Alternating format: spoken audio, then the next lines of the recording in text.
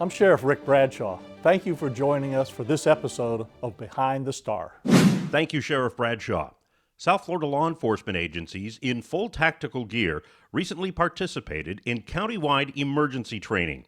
The drills were real-world scenarios which were designed to test our men and women for high-risk situations.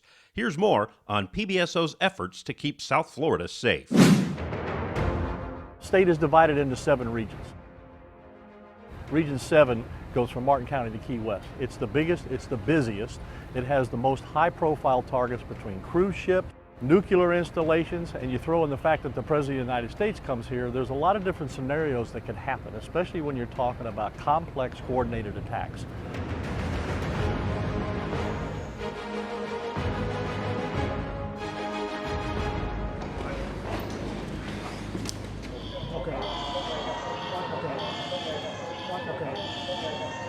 The goal here today, as in all the other heat shield exercises, we have agencies from all over the county that are going to take different scenarios and work together.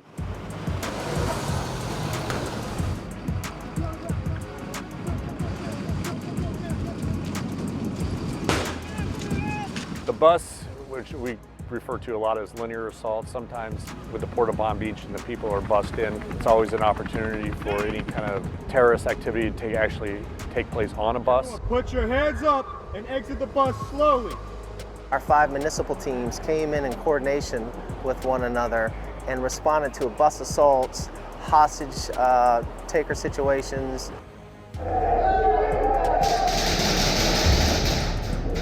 He's cuffed.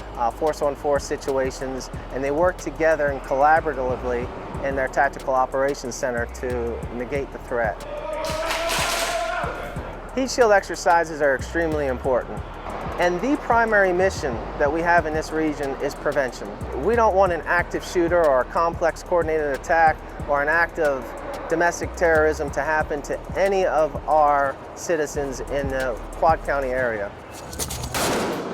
At the cruise terminal, they were faced with a multitude of different scenarios to face, from Where they at? hostage rescue, dealing with role players that were serving as passengers throughout this evening, and just dealing with a lot of the chaos ensues when you have an incident take place at a large event. You have to be able to operate in any environment. We do it in the daytime, so we do it at night, we do it in good weather, we do it in bad weather. The scenario that took place here at Port of Palm Beach was dealing with the Connex boxes, where they had to do an extensive search in a very heavily populated area as far as difficult terrain to cover in order to find 3 suspects that had fled the scene. To have different scenarios put on them at schools, at office buildings, at mass gathering, places that would have mass gatherings, to test their capabilities. He just said he's gonna shoot him if he moves. He just told him he's gonna shoot him. It's a multi-county terrorist training exercise, and we are participating, Delray Beach, as one of the municipalities involved in this training. Our scenario here is a hostage rescue scenario.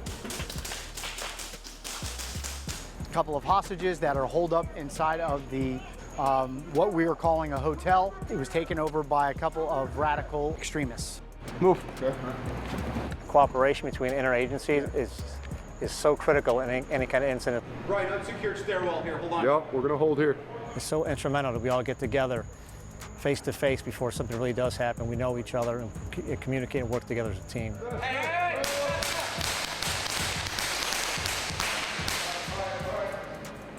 Hold shot, hold. We're doing the 3 suicidal subjects who came into the stadium wanting to blow it up during a soccer match. Gardens has a little bit twist. We wanted to throw in an element of camaraderie between the teams, and they're actually setting up a obstacle course where the teams are going to compete against one another in various aspects of what would be found on a real life call out. So they're going to do simulation on shooting and dummy drags and overcome several obstacles and actually compete for time teams.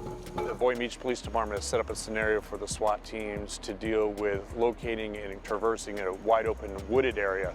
A little bit different from the other training locations, from the stadium to the school. This is actually a very heavily wooded field that they're going to have to traverse, locate the bad guy. Looks like there's 2 bodies to the right. And take him into custody. So tonight over at the VA hospital, the Riviera Beach Police Department is in charge of setting up a scenario there for the SWAT teams to deal with any type of active shooter or barricaded suspects. These different teams are being exposed to that situation. So here at Palm Beach County Fire Rescue Headquarters, we're doing our Rescue Task Force training. But in Palm Beach County, we call it PEM, which is Protective Element Medical Training. And that's where our local law enforcement officers will team up with our local paramedic firefighters and do warm zone extraction. Both our fire rescue commanders and sheriff office commanders come together and they communicate and run command in a unified command. And it is a unified response both from law enforcement and fire rescue to work as an armed medicated team and to enter a mass casualty criminal event. We no longer have to wait till the whole scenario is clear. We can bring teams in and work in areas that we refer to as warm zones as opposed to waiting till the whole area is cold. He needs to go now. Our unified command is better than we've ever had, and that's some of the stuff we're seeing in the Heat Shield 3. So it's fantastic. When something like this happens, and how we can work together, how we can communicate, and all those types of things. With our growing society at this point, it's extremely needed, especially with the growing threats that we have. And we have to make sure our men and women that are responding out there are the most equipped and the highly trained and the most capable men and women out there. We're ready for something to come through our city or our county. We're down in South Florida. All these teams are ready to step in front of the issue and take care of the problem and keep our citizens safe. In order for this county to be able to sustain a large operation, everybody that's in law enforcement has to understand how to work together, how to make it happen, so there's no problems when something like this happens with confusion on communication and who's going to do what.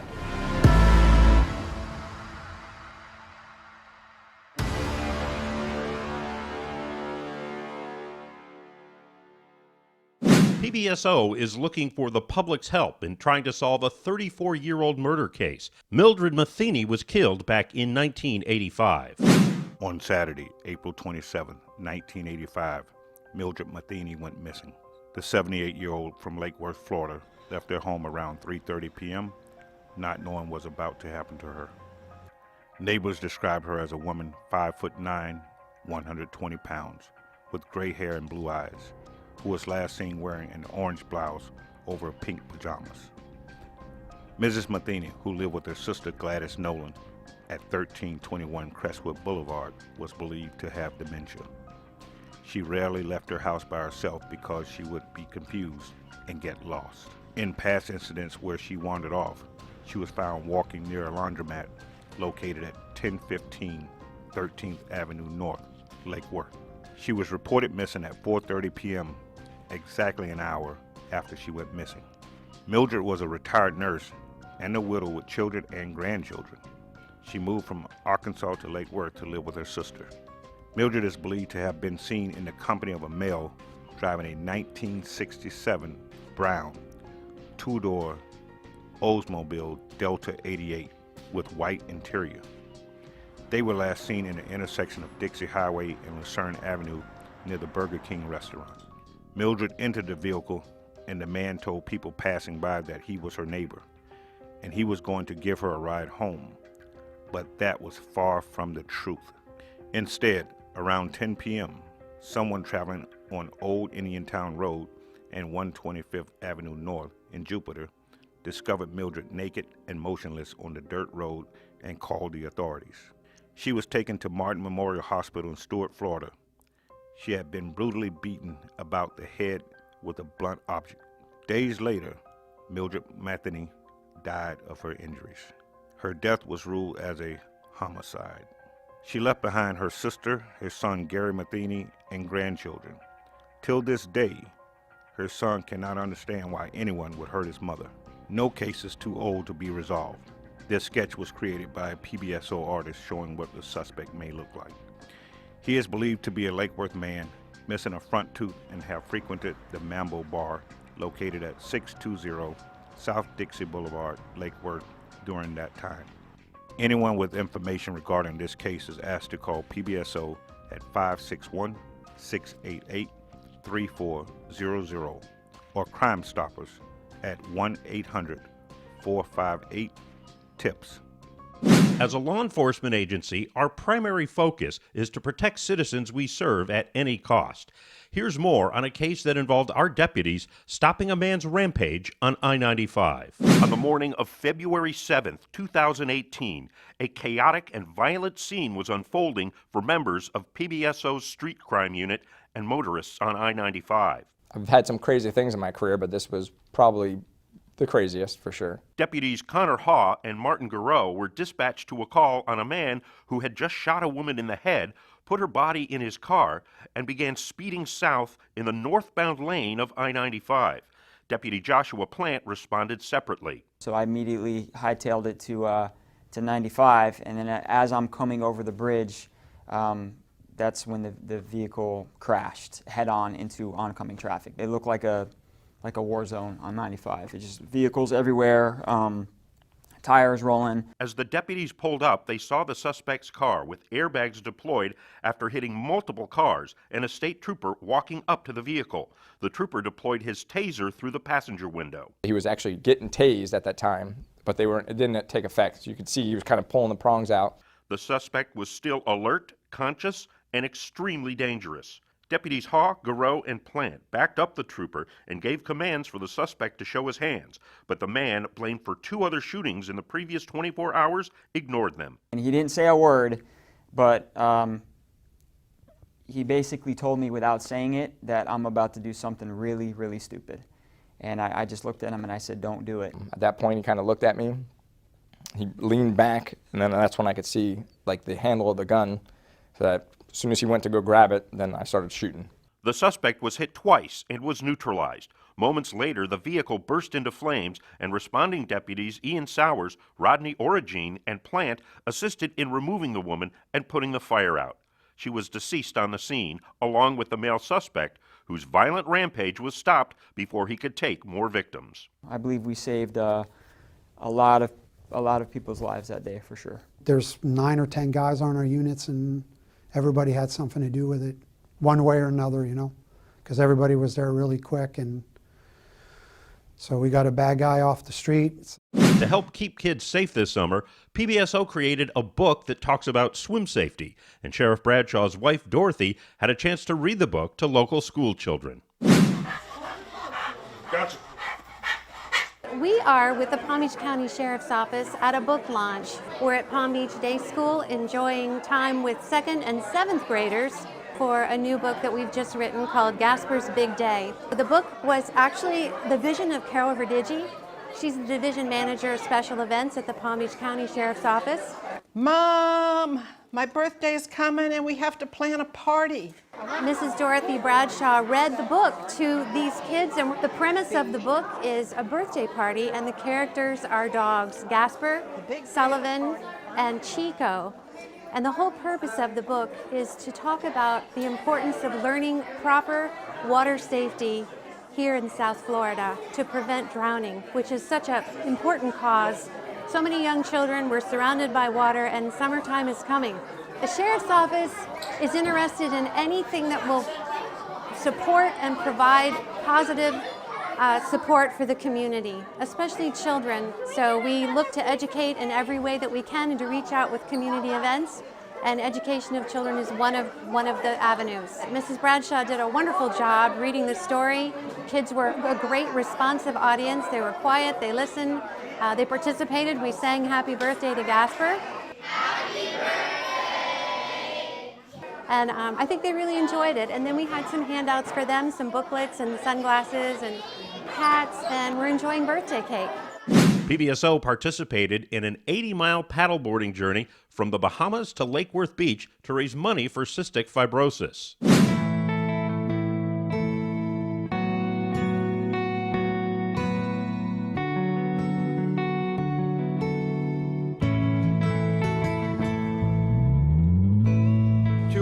20 paddlers in the event, over 80 boats in the event. The event is called Crossing for a Cure. It is to benefit Piper's Angels Foundation, to benefit those with families and those with cystic fibrosis. We left for Bimini on the 12th. We spent a few days there doing events with the foundation. And like I said, we left at midnight this morning, and this is a very grueling 80-mile journey from Bimini to Lake Worth Beach. Here we get started.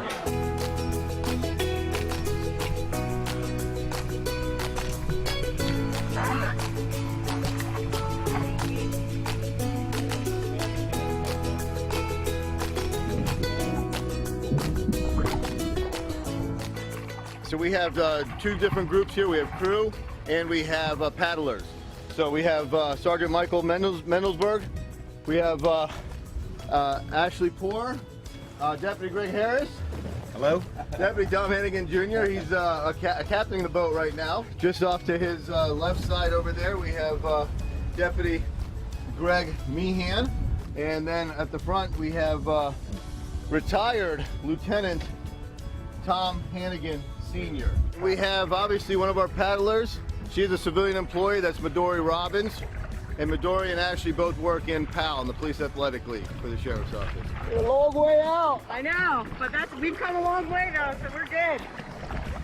And we're doing a what they call a 4-person relay team. So the 4 of us are alternating every half hour or, you know, a few miles or so. We're doing this for the Collins family. Yes. So 2 things I want to mention. So Kathy Collins is an employee with the Sheriff's Office. We're dedicating our paddle to her and her family. Her son tragically died of cystic fibrosis, and her daughter currently lives with the disease. So we're doing this for you, Kathy Collins and your family. We love you. How you feeling, Greg? The Sheriff's Office is such a benevolent organization. We raise collectively $110,000, all by Sheriff's Office employees donating to our team in this cause. So thank you very much.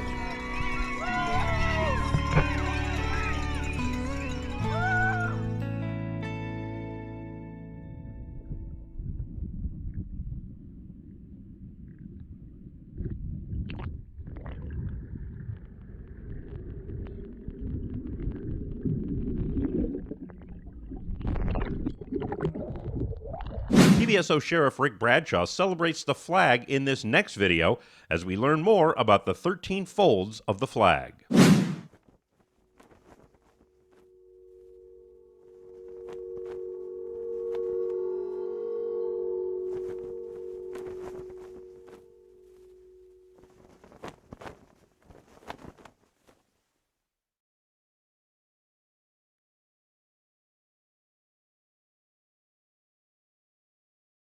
Traditionally, at the ceremonial retreat, the flag is lowered, folded in a triangle, and kept under a watchful eye throughout the night as a tribute to our nation's honored dead. The next morning, it is brought out at the ceremony of reveille and run aloft as a symbol of our belief in the resurrection of the body. Truly, our flag is a badge of honor. Here are the 13 folds. The first fold symbolizes faith in God Almighty, the one who was, the one who is, and the one who is to come. The second fold symbolizes the flag as our emblem of unity, power, and purpose as a nation. The third fold is where our hearts lie. Together we have all made the pledge. We are one nation under God and indivisible. The fourth fold echoes the words of Daniel Webster that God creates liberty only to those who love it and to those who are willing to defend it. The fifth fold symbolizes motherhood and fatherhood in tribute to their faith and loyalty and pardon to the patriots that have made this country great. The sixth fold reminds us that we're all Americans. An immigrant nation, we reflect the best and the brightest of all who reaches our shores. The seventh fold represents our happiness and blessings of family, friends, and loved ones. The eighth fold is a tribute to our armed forces. Alongside our comrades, we protect our country and our flag against all enemies, whether they're found within or outside the borders of the United States of America. The ninth fold represents victories from the Battle of Guadalcanal to the Battle of Tripoli, from the jungles of Vietnam to the desert sands of Kuwait, from the streets of Baghdad to the mountains of Afghanistan. Together, we have served so that others may live in peace. The 10th fold reminds us of all POWs and MIA's faith. We celebrate those that have returned and are with us, and for those that remain accounted for, and those that have paid the ultimate price for freedom. We must be reminded they are gone, but not forgotten. The 11th fold represents a new day in infamy, September 11th, 2001. Let us not forget. The 12th fold reminds us that President Ronald Reagan once said, "There is no finer purpose than the preservation of freedom." The 13th and final fold of the flag reminds us of our future as a nation. For generations to come, the United States will remain the land of the free and the home of the brave. PBSO spent a great day with the boys and girls of the Cub Scouts of America at the Arthur Marshall National Wildlife Refuge. Well, today we're over here at the beautiful Arthur Marshall Park. We're here for a demonstration with the Cub Scouts. We're talking to them all about what we do in the mounted unit with our horses, Roscoe and Scooter. There you go. You scared yourself. Kids need to develop, to learn to speak to officers and not be afraid of us. So I think it starts now, and I think this is a great event where they have the cops to come speak, or the police officers, us to come speak to the kids, to tell them, hey, what we do, so they can show the human side of law enforcement. So this is Rigby. He's a German Shepherd. He's 2 years old, and he's about 80 pounds. My canine's primary responsibility is to search and is for search and rescue. So speaking to the kids is it's imperative, you know, to let them know what we do. In the event they go missing, you know, we can tell them what they need to do. So it's very important, absolutely. We want to show the kids that the sheriff's office isn't a scary place. The officers are actually real people. We want to show them that they're kind and they're not this big scary authority. We want them to know that they're approachable and they're safe. This is how we talk and this is how we hear. Is that your walkie? We heard presentations from the police. It was very exciting because we got to like touch the buttons and stuff. Maybe my favorite part was when the police were driving. The horses were amazing. They were sweet and gentle. The dog was just really cool. And if we can interest one child into possibly getting into doing what we love to do, then I think we're doing great. Being part of PBSO Explorers is a great way for young people to learn more about law enforcement. Here's more about the program. There you go. Forward! Left, right, left! An Explorer is a youth that's between the ages of 14 and 21. The Explorer program is something that kids and youth that might want to try law enforcement come into the program. They learn about law enforcement, they learn about laws, and they are able to understand more about the criminal justice field and whether they want to go into it. We also have a Junior Explorer program that's from the ages of 11 that goes to 14, and it's a similar program but for middle school ages. Explorers do all kinds of community events. You'll see them throughout the communities at different fairs. They'll do parking control. They will do all kinds of community events where they participate in helping the community, as well as different trainings. They weekly have meetings where they train, and they also will go to different venues and compete against other Explorer posts. The Explorers have a lot of fun in the program. They're able to try all kinds of different things. They learn on different tactics with law enforcement as far as clearing buildings, as far as traffic stops. You give them an experience of what it is even to ride at one point and go on the streets with the officers. Bomb squad training, they experience different specialty units, so they're able to experience it and have fun at the same time and realize whether they want to pursue this as a career. The majority of explorers do pursue law enforcement. Some of them go within the county, some go within cities, some state, some federal, and then some go into the military, and then some explorers don't pursue it and change their ideas of what they want to do. You're about right where you need to be? Today we're at the PBSO firing range. We're doing firearms safety training, and today the kids are having a chance to learn about the firearms, the safe way to use firearms, and to compete in the future with firearms.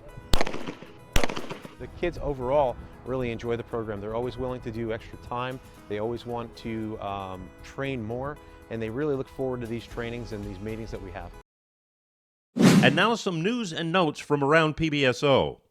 The Veterans of Foreign Wars of the United States presented our deputies with an appreciation award. In attendance to present the award were several World War II veterans. It was an honor being there. Thank you to the VFW for recognizing our work to serve our community.